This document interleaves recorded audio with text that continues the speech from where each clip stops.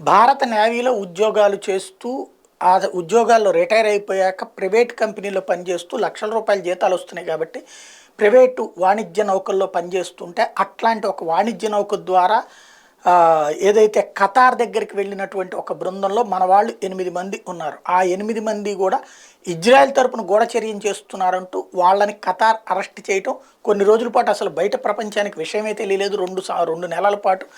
ఆ తర్వాతన అక్కడ ఉన్నటువంటి ఒక జర్నలిస్టు ఆ విషయాన్ని కనుక్కొని, భారతీయ జర్నలిస్టు ప్రపంచానికి తెలియజేశారు. దాంతో ఆ జర్నలిస్ట్‌నే ఖతార్ బహిష్కరించింది.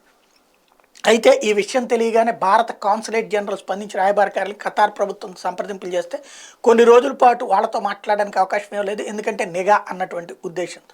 ఆ తర్వాతన నరేంద్ర మోడీ సర్కార్ సీరియస్‌గా దృష్టి సారించాక, మొన్న ఈ మధ్యన ఖతార్ ఎమిర్ తో మీటింగ్ అయినటువంటి సందర్భంలో, అమెరికాలో కాలిఫోర్నియాలో ప్రధానమంత్రి నరేంద్ర మోడీ మీటింగ్ అయినటువంటి సందర్భం, సారీ దుబాయ్‌లో కాప్ సదస్సు సందర్భంగా, అంటే పర్యావరణ సదస్సు సందర్భంగా మీటింగ్ అయినటువంటి సందర్భంలో మాట్లాడడంతో అతను దిగి వచ్చాడు. ఆ తర్వాతన మన రాయబార కార్యాలయం వాళ్ళు వాళ్ళతో కలవడానికి అవకాశం ఇచ్చాడు.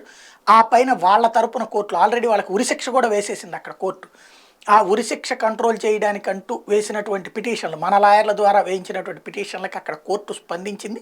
ఉరిశిక్ష రద్దు చేయబడింది. ఉరిశిక్ష రద్దు చేసి ప్రస్తుతం దాన్ని కారాగార శిక్ష కింద మార్చారు. దీంతో మోడీ దౌత్యం ఫలించినట్టయింది. ఇకపోతే వాళ్ళకి ఆ శిక్ష కూడా రద్దు చేయించి క్షమాభిక్ష పెట్టించి ఇండియాకి తీసుకొచ్చేటువంటి ప్రయత్నాలు చేస్తుంది మోడీ సర్కార్.